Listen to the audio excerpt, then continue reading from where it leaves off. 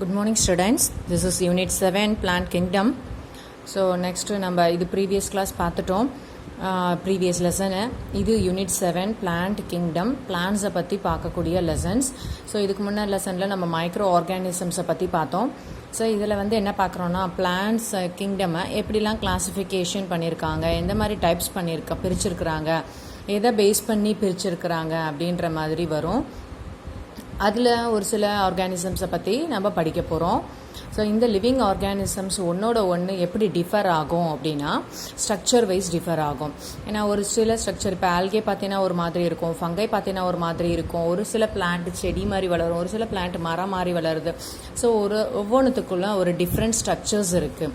Habit, so அதோட வாழ்வாதாரங்கள் எந்த இடத்துல வாழும், நீர் அதிகமாக இருக்கக்கூடிய இடத்துல வாழும், வறட்சி இருக்கிற இடத்துல வாழும், நீருக்குள்ளே வாழும், நீரை விட்டு வெளியே வாழும், மணலில் வாழும் அப்படின்ற மாதிரி அந்த எந்த இடத்துல வாழும் அப்படின்றது இது வித்தியாசப்படுது. குளிர் நாளில் வாழும், மழை நாளில் வாழும், இந்த மாதிரி இருக்குது. ஹேபிட்டேட், அதனோட உணவு வகைகளை எப்படி எந்த மாதிரி உணவு வகைகளை எடுத்துக்கும் அந்த மாதிரி ஒரு பார்க்குது. மோட் ஆஃப் நியூட்ரிஷன், அதனோட சத்துக்கள் எந்த மாதிரி சத்துக்களை அதை எடுத்துக்கிட்டு இருக்கோம் அப்படின்றத பொறுத்தும்.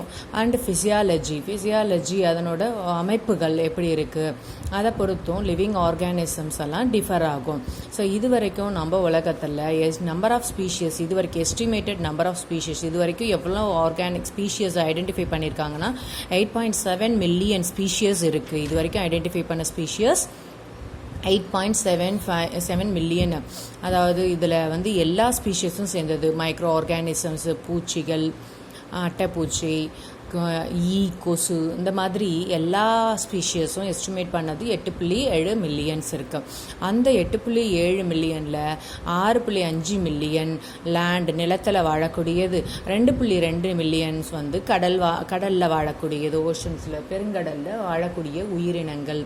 ஸோ இந்த மாதிரி டிஃப்ரெண்ட் நம்பர் ஆஃப் ஸ்பீஷியஸை வந்து இது வரைக்கும் எஸ்டிமேட் பண்ணியிருக்காங்க. அதில் நான் 4 lakhs ஸ்பீஷியஸ் வந்து ஃப்ளவரிங் பிளான்ட்ஸ்ன்னு சொல்கிறோம். ஓகேவா? ஃப்ளவரிங் பிளான்ட்ஸ்னா பூக்கும் தாவரங்கள் அப்படின்னு சொல்லுவோம். ஸோ கிட்டத்தட்ட 4 லட்சம் ஸ்பீஷியஸ் வந்து ஃப்ளவரிங் பிளான்ட்ஸாக இருக்குது. ஸோ அந்த பிளான்ட் கிங்டமை எந்த மாதிரி கிளாஸிஃபை பண்ணுறாங்க அப்படின்னா 5 டிஃப்ரெண்ட் டைப்ஸாக கிளாஸிஃபை பண்ணுறோம். தாலோபைட்ஸ், ப்ரையோபைட்ஸ், டெரிடோபைட்ஸ், ஜிம்னோஸ்போம், என்ஜியோஸ்போம். ஸோ இந்த மாதிரி 5 கிளாஸிஃபிகேஷன் பண்ணுறாங்க. ஓகேவா? Next taxonomy. ஸோ டாக்ஸானமி அப்படின்னா என்ன? டாக்ஸானமி அப்படின்றது பிரான்ச் ஆஃப் பயாலஜி அப்படின்னு சொல்லுவோம். டாக்ஸானமின்றது branch of biology.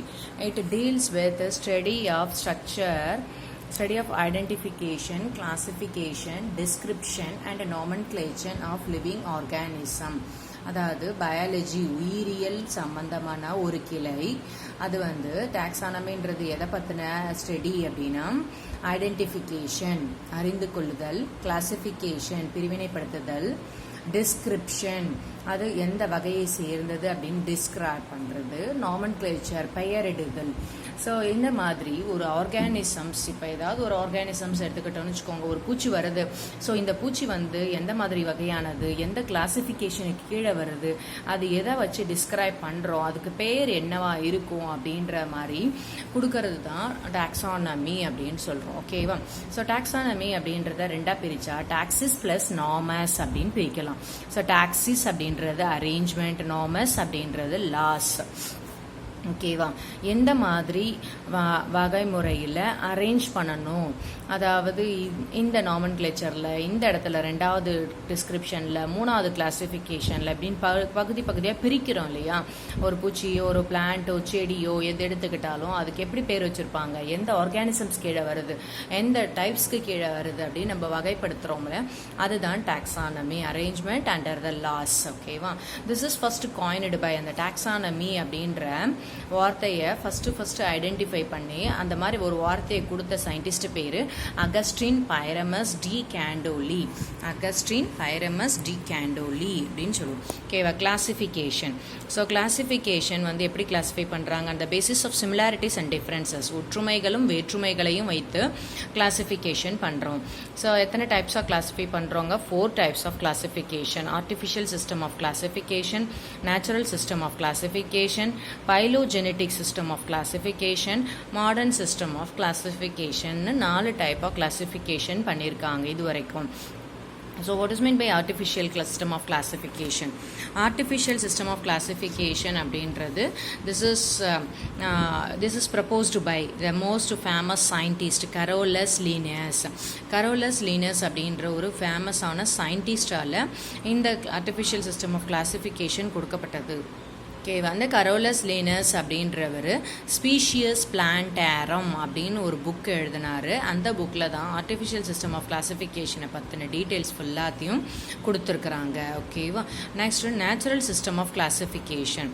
So natural system of கிளாசிஃபிகேஷனை எந்த சயின்டிஸ்ட் கொடுத்துருக்காங்கன்னா பென்தன் அண்டு ஹூக்கர் அவங்க தான் இந்த நேச்சுரல் சிஸ்டம் ஆஃப் கிளாசிஃபிகேஷனை கொடுத்துருக்காங்க. அதாவது ஆர்டிஃபிஷியல் சிஸ்டம் ஆஃப் கிளாசிஃபிகேஷனில் எப்படி கொடுத்தாங்க அப்படின்னா ஒரு சில கேரக்டர்ஸை மட்டும் வளர்றதை மட்டும் க்ரோத்தை மட்டும் வச்சியோ இல்லை ஸ்ட்ரக்சரை வச்சியோ அது மாதிரி ஏதாவது ஒரு இல்லை 2 காரணங்களை வச்சு மட்டும்தான் அவர் அந்த artificial system of classification Carolus லினியஸை கொடுத்தாரு.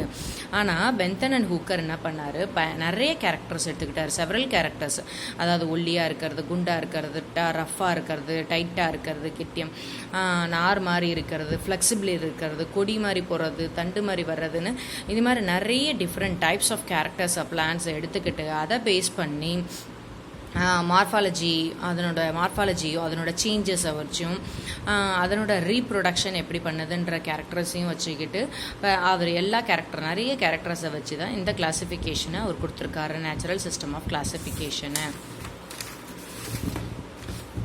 So next, natural system of classification.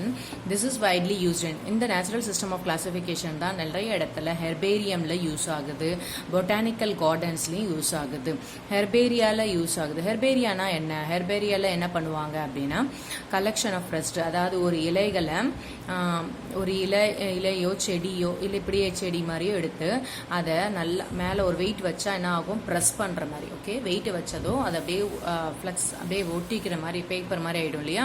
So அந்த மாதிரி ட்ரை பண்ணிவிட்டு அந்த பிளான்ஸை எடுத்து ஒரு ஷீட்டில் ஒட்டி அதை வந்து அரேஞ்ச் பண்ணிடணும். ஓகேவா. According to accepted system of classification, அதாவது எந்த சிஸ்டம் ஆஃப் கிளாசிஃபிகேஷன் இது டைப் 1 ஃபஸ்ட்டு, டைப் 2 அடுத்தது, டைப் 3 அப்படி அந்த சிஸ்டம் பேஸ்டில் அடுக்கி வைக்கிறதுக்கு பேர் தான் ஹெர்பேரியா.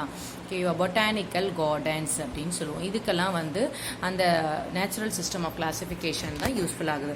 இந்த பென்தம் அண்ட் ஹூக்கர் வந்து ஜெனிரா பிளான்டேரம் அப்படின்ற புக்கை பப்ளிஷ் பண்ணியிருக்காரு. அதுலேயும் 3 வால்யூம் பப்ளிஷ் பண்ணியிருக்காரு இந்த நேச்சுரல் சிஸ்டம் ஆஃப் கிளாசிஃபிகேஷனுக்காக. ஓகேவா. அவர் வந்து கரோலஸ் லினஸ் ஸ்பீஷியஸ் ஸ்பெக்டோரம் அப்படின்னு கிளாஸ் பண்ணி இது கிளாசிஃபிகேஷன். சீடட் பிளான்ஸ் வந்து டைகாட்டிலினிடே, ஜிம்னாஸ்பர்மு, மோனோகாட்டிலினிடே அப்படின்னு கிளாசிஃபிகேஷனாக பிரிக்கிறோம் 3 டைப்பாக. இந்த டைகாட்டிலிட பாலிபெட்டல்லி, சின்பெட்டல்லி, மோனோக்ளாமிடனும். இதனோட கிளாசிஃபிகேஷன் தலாமி ஃப்ளோரோ, டிஸ்கி ஃப்ளோரோ, கால்சி ஃப்ளோரோ. சின்பெட்டல்லி இன்ஃபெரோ ஹெட்டிரோமேரே பைகார்பெட்டல்லி. இது மோனோக்ளாம் சீரீஸ் 8ல் ஃபேமிலி 8. இதை பற்றின டிஸ்கிரிப்ஷனை நம்ம நெக்ஸ்ட் கிளாஸில் பார்க்கலாம்.